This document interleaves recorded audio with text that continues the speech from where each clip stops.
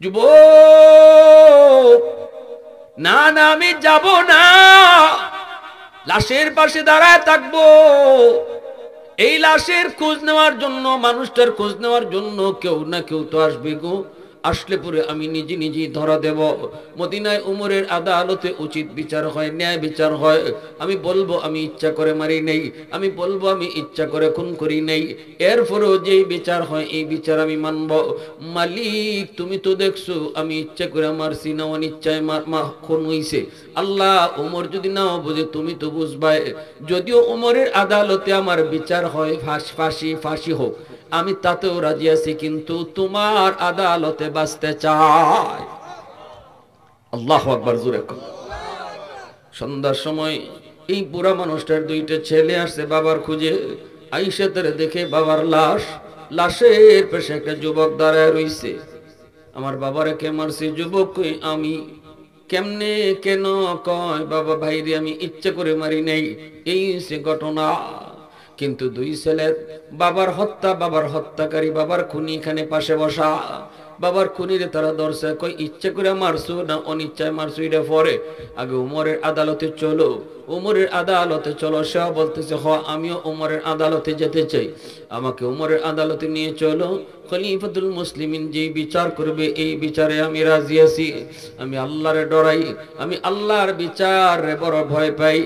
চলে আসলেন মদিনার আদালতে। খলিফাতুল মুসলিমিন ওমর, তিনি বিচারকের আসনে বসলেন। মামলা বাদী হলো দুই ভাই। এই দুই ভাই তারা বাদী হলো বাবার খুনের পক্ষে, ওই যুবকের বিরুদ্ধে। যখনই তারা মামলা দায়ের করলো, হযরত ওমর বলতেছেন, যুবক তুমি কি তাদের আব্বারে খুন করছো?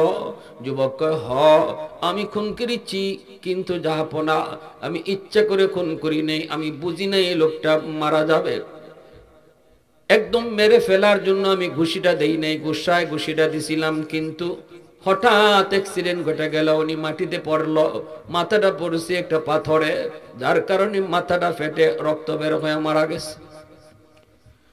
খলিফাতুল মুসলিমিন হযরত ওমর এইবার যুবকের কথাটা শোনার পর তিনি বলেন, যুবক এটা তো শরীয়তের আদালতে গ্রহণযোগ্য কোনো কথা নয়। কোন খুনি খুন কইরা যদি কয় আমি ইচ্ছা করে মারি নাই, এটা শরীয়তে গ্রহণযোগ্য না। তোমার মনের ভিতরে কি অবস্থা সেটা তো আমি বুঝবো না। তোমার মনে ইচ্ছা আছিল না অনিচ্ছা আছিল, এটাতে মানুষের কোনো হাত আছে? জোরে খন, জোরে। হ্যাঁ? আর তুমি যে খুন করেছো এর পক্ষে কোনো সাক্ষী ওই দুই যুবকের পেশ করা লাগবে না, দুই ভাইয়ের সাক্ষীও পেশ করা লাগবে না, কারণ তুমি নিজেই স্বীকার করতেছো খুন করছো। ঠিক না নি? যুবক যদি কইতো আমি খুন করি নাই, তখনও কিন্তু একটা ফেস লাগতো। যদি কইতো আমি খুন করি নাই, তাহলে ওই দুই ভাইয়ে যে যারা বাবার বিচার দাবি করছে এদের সাক্ষী আনা লাগতো। ঠিক কিনা জোরে কোন? হ্যাঁ, আমরা দেখছি লোকটা খুন করছে, সাক্ষী আনতে হতো। শরীয়তের আদালতে সাক্ষীর দ্বারা রায় হয়, সাক্ষীর দ্বারা রায় হয় ইসলামী শরীয়তের আদালত। অতএব এই দিকে হযরত ওমর এই দুই ভাইয়ের সাক্ষীও চাইলেন না, কারণ আসামি নিজেই স্বীকার করে নিছে। ঠিক কিনা? ওমর বলে আমার আদালতে রায়, হত্যার বদলা হত্যা, খুনের বদলা খুন। রেডি হয়ে যাও, তোমাকে ফাঁসিতে চড়ানো হবে। তুমি রেডি হয়ে যাও, তোমার ফাঁসিতে চড়ানো হবে। এই কথা বললে ফাঁসির রায়, যুবকের বিরুদ্ধে ফাঁসির রায়। হযরত ওমর ওই যুবককে বলতেছেন, যুবক শেষ ইচ্ছা তোমার কিছু আসেনি? কও, জীবনের শেষ কোনো ইচ্ছা থাকলে তুমি পূরণ করতে পারো, সুযোগ দেওয়া হবে।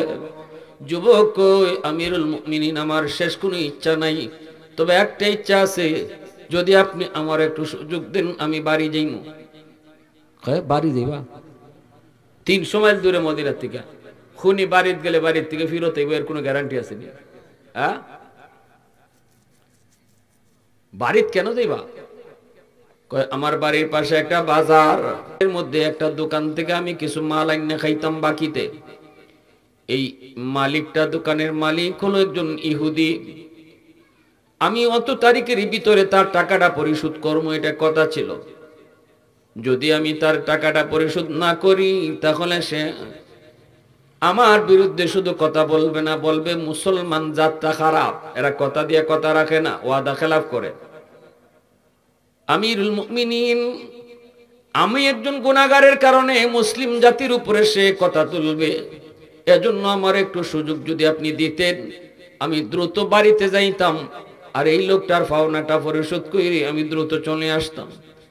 কিন্তু আমিরুল মুমিনিন হযরত ওমর তিনি বলেন, এটা কেমনে সম্ভব? তুমি বাড়িতে গেলে পরে যে আবার তুমি আইবা, এর কি গ্যারান্টি আছে নি? খুন করছো, তোমার রায় হয়েছে ফাঁসি, ফাঁসির আসামি যদি বাড়িতে যায় আবার ফিরে আইব, এর কোনো গ্যারান্টি তো নাই। আমি তোমার সঙ্গে অনেক মুজাহিদ সাথেও দিতে পারবো না, অনেক সৈন্য সামন্ত সাথে দিতে পারবো না, কারণ চতুর্দিকে জিহাদ চলছে, সমস্ত মুজাহিদরা জিহাদের ময়দানে। আবার দুই একজন যে তোমার সাথে দিয়া দিমু এটাও সম্ভব না, কারণ এই দুইজন তোমার বাড়িতে তোমার সাথে যদি যায়, এই দুইজনে তোমারে লইয়া আইব না এই দুইজনে তুমি রাখি লাইবা, এর তো গ্যারান্টি নাই, ঠিক না? তুমি যদি তোমার স্বাস্থ্য ভাই, খালাতো ভাই, মামাতো ভাই, বাপ চাচা সব লইয়া এই দুইজনে আটকাইতে রহ, তো এই দুইজনও আমি গইমু, অতএব তোমার এই প্রস্তাব মানা সম্ভব না। যুবক কয়, তাহলে আমারে ফাঁসির মঞ্চে ঝুলাইয়া দেন, আমি প্রস্তুত আছি, আমারে ঝুলাইয়া দেন। আমিরুল মুমিনিন, আমি কিন্তু ওই জায়গা থেকে বাগার সুযোগ ছিল, বাগি নাই, কারণ খুন করেছি আমি, কেউ না দেখলেও দেখছেন আমার আল্লাহ। তবে এটাও বলে দেই, আমি ইচ্ছা করে খুন করছি না অনিচ্ছায়, এটাও জানেন আমার আল্লাহ। সুবহানাল্লাহ। এর জন্য যদি আজকে দুনিয়ার আদালতে আমার বিচার হয়, ফাঁসি হয়ে যাক, তবু আমি আমার আল্লাহর আদালতে বাঁচতে চাই। এই বইলে যখন ফাঁসিতে নিয়ে যাওয়া হবে, তখনই হযরত ওমর বলেন, দাঁড়াও, মদিনায় তোমার এমন কোনো পরিচিত লোক আসেনি, তোমার কোনো আত্মীয় স্বজন আসেনি যারে তুমি জামিন বানিয়ে যাইবা? যদি একজন মানুষ তোমার পক্ষে জামিন হয়, তাহলে তোমাকে আমি সুযোগ দিব, তুমি একাই যাইবা, তোমার লোকে কাউরে দিব না, কিন্তু একজন মদিনায় জামিন বানিয়ে যাওয়া লাগবে। যদি তুমি নির্ধারিত সময়ের ভিতরে না আসো, তোমার বদলা এই জামিনদাররে ফাঁসি দেওয়া হবে। এমন কোন লোক মদিনায় তোমার আসেনি, আপনজন, আত্মীয় স্বজন, পরিচিত কেউ? যুবক ডাক দিয়া বলেন, না আমিরুল মুমিনিন, মদিনায় আমার এমন কেউ নাই, আত্মীয় স্বজন কেউ মদিনায় নাই, পরিচিত কোনো বন্ধু বান্ধব নাই, অতএব না, এই প্রস্তাব আমার পক্ষে মানা সম্ভব না, আপনি আমারে ফাঁসিতে ঝুলাইয়া দেন। এই বইলা যখন হযরত ওমর জল্লাদকে হুকুম দিলেন, জল্লাদ যাও, ওরে ফাঁসিতে ঝুলাও। জল্লাদ ধৈরে ধৈরে যখন ফাঁসিতে নিয়ে ঝুলাই দিবে, তখনই ওই হাউস থেকে নবীর একজন সাহাবী হাত বাড়ায় কয়, এরে জল্লাদ থামো, আমি আমার এই ভাইয়ের পক্ষে জামিন হইলাম। কে কে সেই নবীর সাহাবী? নবীজির এই সাহাবীর নাম হলো আবু যর গিফারি রাদিয়াল্লাহু তাআলা আনহু। অনেক বড় একজন জলিলুল কদর সাহাবী আবু যর গিফারি রাদিয়াল্লাহু তাআলা আনহু। ইনি দাঁড়ায় বলেন, আমি আমার ওই ভাইয়ের পক্ষে জামিন হইলাম, জামিন। মদিনার সব মানুষ আবু যরের দিকে তাকাইল। খলিফাতুল মুসলিমিন হযরত ওমর তিনিও তাকাইলেন। হযরত ওমর ডাক দেয়া বলতেছেন, আবু যর একটু হুশে খুশে কথা কও, একটু বুঝে শুনে তুমি জামিন হও। তুমি কি তারে চিনোনি? তোমার সাথে তার কোনো পরিচয় আছে নাকি? তুমি তার আগেও চেনো না, পরেও চেনো না। এমন একজন মানুষের পক্ষে যার রায় হয়েছে ফাঁসি, এমন ফাঁসির একজন আসামির পক্ষে তুমি কখনো জামিন হও না। আবু যর, তার সাথে তোমার কোনো আত্মীয়তা নাই, তার সাথে তোমার কোনো রক্তের সম্পর্ক নাই, এমন রিক্সে তুমি যাও না, যাও না, যাও না। কিন্তু আবু যর গিফারি রাদিয়াল্লাহু তাআলা আনহু বলেন, খলিফাতুল মুসলিমিন আমিরুল মুমিনিন, আমার ওই ভাইয়ের সাথে যদিও আমার রক্তের সম্পর্ক নাই গো, তবে ঈমানের সম্পর্ক আছে। আল্লাহু আকবার। রক্তের সম্পর্কের চেয়ে ঈমানের সম্পর্ক আল্লাহর কাছে বেশি দামি। রক্তের সম্পর্ক আল্লাহর কাছে কোনো সম্পর্কই না। যদি রক্তের সন্তান আল্লাহকে না মানে, সন্তানকে সন্তান বলা যায় না। এজন্যই তো নবীর সন্তান কেনান যখন নবীরে মানে নাই, আরে কেনান যখন পানিতে ডুববে মরে যায়, নূহ নবী কইছিলেন, আল্লাহ আমার সন্তান কেনান পানিতে ডুববে মরে যাইতেছে, তুমি না কইছিলা আমার পরিবারে তুমি বাঁচাইবা? আল্লাহ পাক রব্বুল আলামিন কয়, নূহ লাইসা মিন আহলিক, সে তোমার পরিবার নয়। কারণ যার অন্তরের মধ্যে ঈমান নাই, সে যদি নিজের রক্তের সন্তান হয় আল্লাহ তারে পরিবার কইতে রাজি হয় না। আর যদি অন্তরের মধ্যে ঈমান থেকে ঈমান, পৃথিবীর ওই প্রান্ত থেকে যদি আওয়াজ দেয়া কয় আমি মুসলমান, বাংলাদেশ থেকে তুমি বলবা তুমি আমার ভাই, ফিলিস্তিনে আজকে যে যুদ্ধ হইছে, গাজার জমিনে আজকে যে যুদ্ধ হইছে, এ যুবক আজকে ইহুদিদের সাথে মুসলমানের যে যুদ্ধ হইতেছে, গাজার ছোট ছোট বাচ্চাগুলি রক্তে জমিন লাল হইতেছে, মনে রাখবা এরা যদিও গাজা, কিন্তু আল্লাহর কোরআন বলে ইমানের সম্পর্কে তারা আমার রক্তের চেয়েও আরো কাছে। গাজায় একটা শিশু হত্যা হওয়া মানে হলো আমার নিজের সন্তান শহীদ হওয়া। গাজায় একজন মুসলমান ভাই রক্ত ঝরা মনে করতে হবে নিজের রক্ত ঝরা, কারণ আল্লাহ রাসূল বলেছেন আল মুসলিম আখুল মুসলিম, মুসলমান মুসলমানের ভাই। হযরত আবু যর গিফারি বলে আমিরুল মুমিনিন, আমি আমার নবীর কথা নিজের কানে শুনছি, আমার রাসূল কইছে মুসলমান মুসলমানের ভাই, অতএব আমার রাসূলের হাদিস যদি সত্য হয় সে আমার ভাই। আল্লাহু আকবার।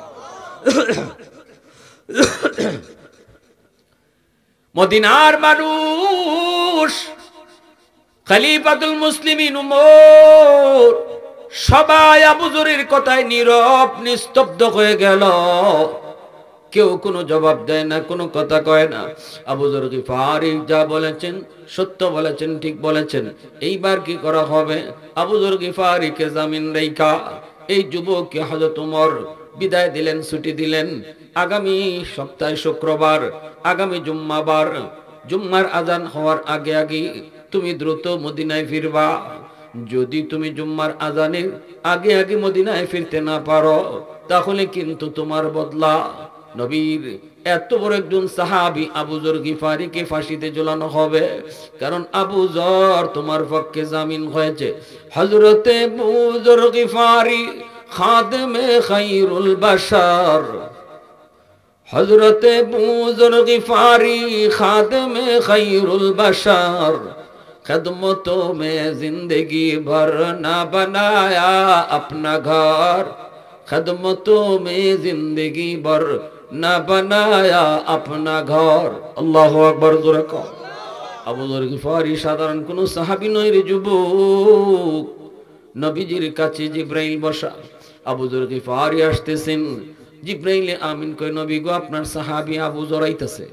আল্লাহর নবী বলতেছেন জিব্রাইল তুমি আমার আবু যরকে কেমনে চিনো? জিব্রাইলে আমিন কয় নবী গো আমি জিব্রাইল একা শুধু আপনার সাহাবী আবু যরকে চিনি না, বরং আবু যর এত সম্মানী, আবু যরকে আকাশের সকল ফেরেশতারা চিনে।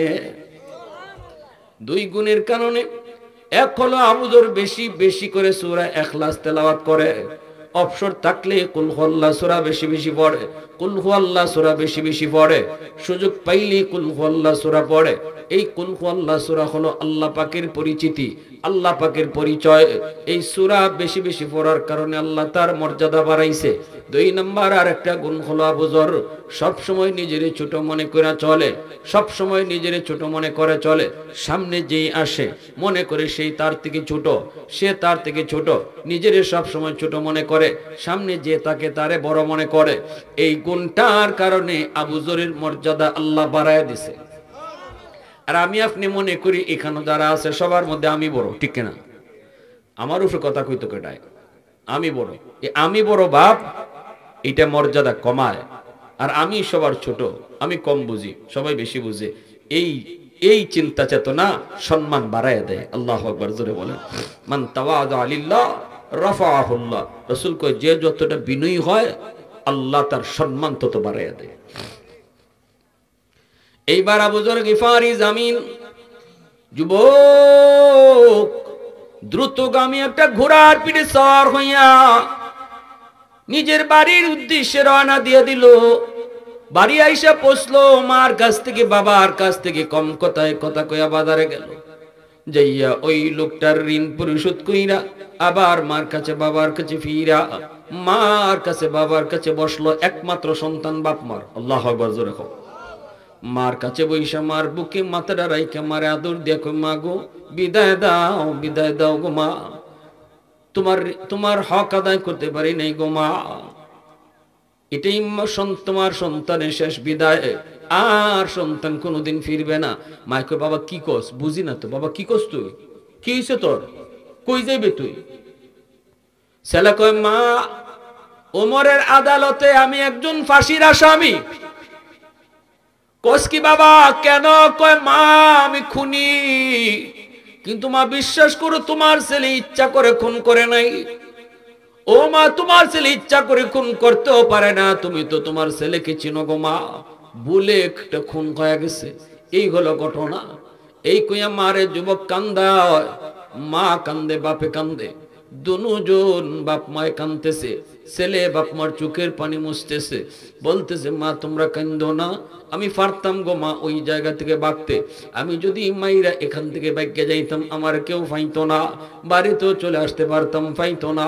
কিন্তু মা গো কেউ যদি নাও পায়, পাইব তো আল্লাহ। কারো কাছে যদি ধরা না পড়ি, ধরা তো খাইমু আল্লাহর কাছে, ঠিক কিনা জোরে বলো? আল্লাহর কাছে ধরা থেকে তো বাঁচার কোনো উপায় নেই। একদিন না একদিন মালিকের দরবারে হাজির হওয়াই লাগবে। আমি ভাগ্যা পানির নিচে থাকি আর জঙ্গলে গিয়া থাকি, আমি ঘরের কোনা থাকি আর মাটির নিচে থাকি, একদিন না একদিন মানুষের চোখে ফাঁকি দিল, পুলিশের হাত থেকে ধরা না পড়লো, আল্লাহর হাতে ধরা আসেনি না নাই?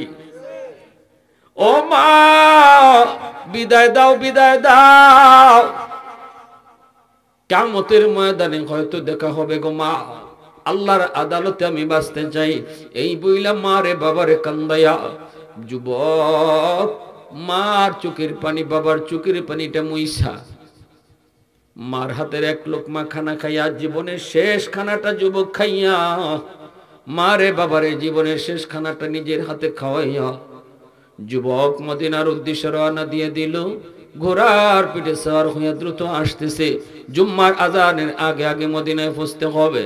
এই দিকে বাইরে আসতেছে দ্রুত, কিন্তু মাঝখানে ঘোড়ার জিন পুষ্টা ভেঙে গেছে।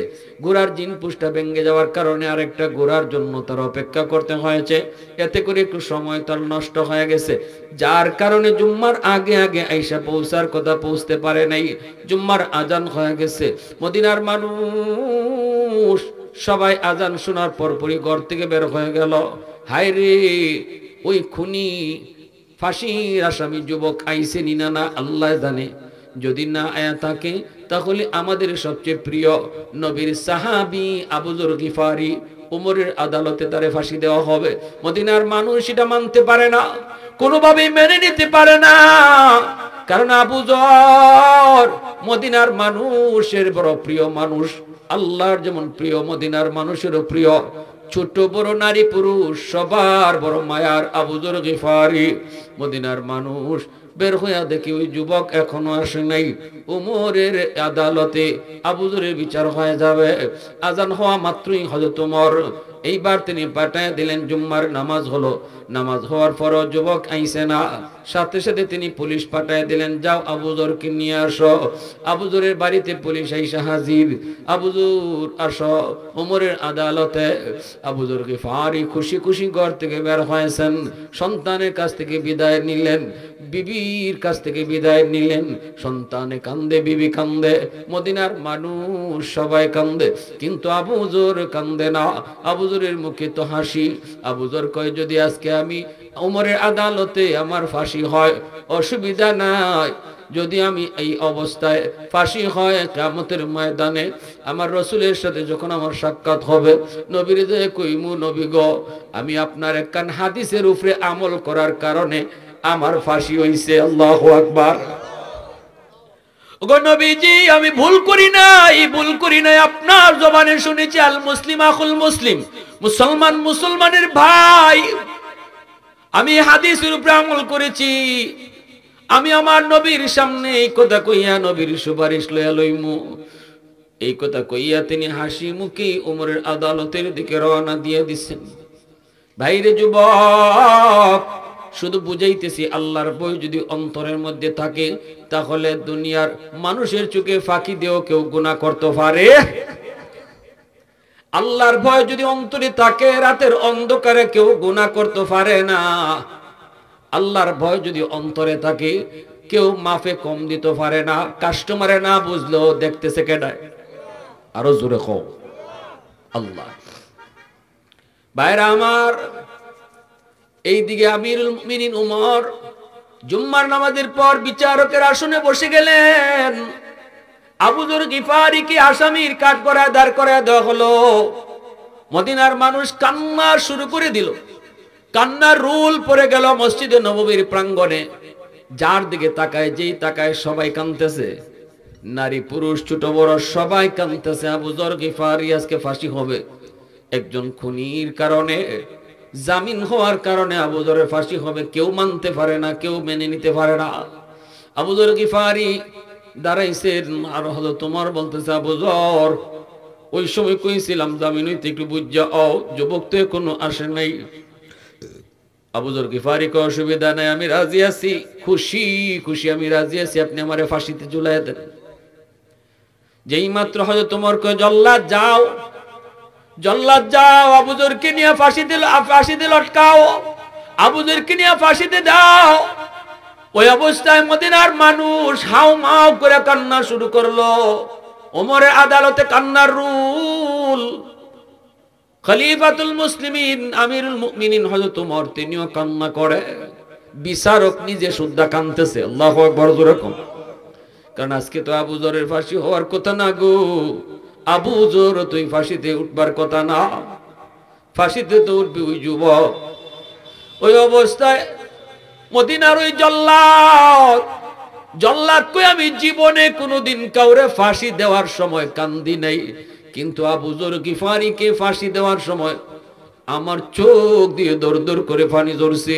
আমার এক কদম সামনে আগায়, জল্লাদ আরেক কদম পিছনে যায়, এক কদম সামনে যায়, আরেক কদম জল্লাদ পিছনে যায়। এইদিকে একটু একটু দেরি করতেছে। আবু যর গিফারীকে নিয়া মাত্র রশিদে ঝুলাইয়া দিবে। মদিনার মানুষ ওই মরুভূমির দিকে তাকায় রয়েছে, যুবক নি আয়, দেখো গো তোমরা যুবক নি আয়। হঠাৎ করে একজনে চিৎকার দেয়া কয়, জল্লাদ থামো থামো, ওই যে দেখা যায় দ্রুত বেগে একটা ঘোড়া আইতেছে, একটু অপেক্ষা করো, ওই যে দ্রুত বেগে একটা ঘোড়া আইতেছে, অপেক্ষা করো অপেক্ষা করো। সাথে সাথে দেখা গেল চোখের পলকে ঘোড়াটা নিয়ে যুবক একদম আদালতের ভিতরে ঢুকে পড়লো। যুবক ঢুকে বলতেছে, আমিরুল মুমিনিন আমার ভাই আবু যরকে ফাঁসি থেকে নামান, আমারে আপনারা ফাঁসিতে ঝুলাইয়া দেন। মাঝখানে আমার জিন পুষ্টা ভেঙে গেছিল, ঘোড়ার জিন পুষ্টা ভেঙে যাওয়ার সময় একটু নষ্ট হয়েছে, আমি মাপ চাই মদিনার মানুষের কাছে, মদিনার মানুষের কাছে মাপ চাই। আমার ভাই আবু যরকে নামায় দেন, আমারে ফাঁসি দিয়ে দেন। এখন তো সবাই আরো আশ্চর্য হয়ে গেল, ফাঁসির আসামি আবার বাড়ি থেকে ফিরত আয় কেমনে? অনেকেই মনে করেছে দুকা দিয়া গেছে আর আসবে না, কিন্তু যেই ফাঁসির আসামি বাড়িতে যাওয়ার পর আবার ফিরতাই তো পারে, এর ভিতরে আল্লাহর কেমন ভয়, এটা এখন মদিনার মানুষের বুঝ হয়ে গেছে। আল্লাহু আকবার জোরে কও। এখন তো সবাই বুঝে গেছে, না রে এই যুবক তো ইচ্ছা করে খুন করতে পারে না, যেই যুবক বাড়ি যাওয়ার পরে আবার ফিরতেই তো পারে, এই ফাঁসির আসামি তো ইচ্ছা করে কাউরে মারতে পারে না, অতএব সে যা কইছে আমি ইচ্ছা করে মারি নাই, কথাটা ঠিক। এটা কিন্তু মদিনার সব মানুষে বুঝি লাইছে, খালি মদিনার মানুষে বুঝছে না, হযরত উমরও বুঝি লাইছেন। আল্লাহু আকবার জোরে কও। সবার সামনে পরিষ্কার হয়ে গেছে। এইবার কি করবে? এখন হযরত আবু যরকে নামাইয়া ওই যুবককে যখন ফাঁসিতে ঝুলাবে, যুবকের যখন ফাঁসিতে ঝুলাবে, মদিনার মানুষ চোখের পানি মুচ্ছিল ঠিকই আবু যরকে নামাইবার সময়, কিন্তু এটা বুঝার পরে যে ইচ্ছা করে মারে নাই, এখন তো আবার সবাই কান্না শুরু করছে। এখন যুবকের প্রতি মায়া লেগে গেছে গিয়া, হায় রে এই যুবক তো সে জানতেন যুবক না, তার ভিতরে যে আল্লাহর কি ভয়। এখন আবার সবাই কাঁদতেছে। হযরত ওমর তিনিও বুঝতেছেন, কিন্তু উমরের হাতে তো ক্ষমতা নাই। ক্ষমতা হলো যারা বাদী মামলা করছে, বাদী যদি মাপ দেয় তাহলেই শুধু মাপ, ঠিক কিনা জোরে বলেন? আর নতুবা বিচারকের কোনোখানে এখতিয়ার নাই। যেই মাত্র ওই যুবককে নিয়ে যাইতেছে আর মদিনার মানুষ কাঁদতেছে, ওই দুই ভাই যারা মামলা দিছিল এরাও বুঝতে পারছে না, আসলে যুবক ইচ্ছা করে আমাদের আব্বারে মারছে না। জল্লাদ মাত্র ঝুলাইয়া দিব, এমনি দুই ভাই কয়, জল্লাদ থামো, আমার ভাইকে ফাঁসি দেওয়া লাগবে না, আমাদের বুঝ হয়ে গেছে, বুঝ হয়ে গেছে, আমার এই ভাইটা আমার আব্বারে ইচ্ছা করে মারতে পারে না। বাড়ি যাওয়ার পরেও যে আবার ফেরত আইতে পারে, ইচ্ছা করে মারে নাই, আমাদের বুঝ হয়ে গেছে গো। অতএব আমার ভাইটারে নামায় দাও, আজকে থেকে আমরা 2 ভাই না, আজ থেকে আমরা 3 ভাই। आवाज देखो ना सुबहान अल्लाह।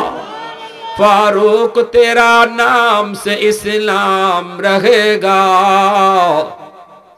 फारूक तेरा नाम से इस्लाम रहेगा, दुनिया की अदालत में तेरा नाम रहेगा, दुनिया की अदालत में तेरा नाम रहेगा, उस्मान तेरा नाम से इस्लाम रहेगा, दुनिया की सखावत में तेरा नाम रहेगा, दुनिया की सखावत में तेरा नाम रहेगा, हैदर तेरा नाम से इस्लाम रहेगा, दुनिया की शजाअत में तेरा नाम रहेगा, मुआविया तेरा नाम से इस्लाम रहेगा, दुनिया की सियासत में तेरा नाम रहेगा, दुनिया की सियासत में तेरा नाम रहेगा। मुसलमाনের आवाज को अल्लाहु अकबर, आरो जोरे अल्लाहु अकबर। তাহলে আমার ভাইরা বন্ধুরা, এইবার বুঝেন আল্লাহর ভয়, যেই ভয়, আল্লাহর ভয় থাকলে আল্লাহ কয় আল্লাহর ওলি হওয়া যায়। যার ভিতরে আল্লাহর ভয় আছে সে আল্লাহর ওলি, যার ভিতরে আল্লাহর ভয় যত বেশি আছে সে তত বড় ওলি।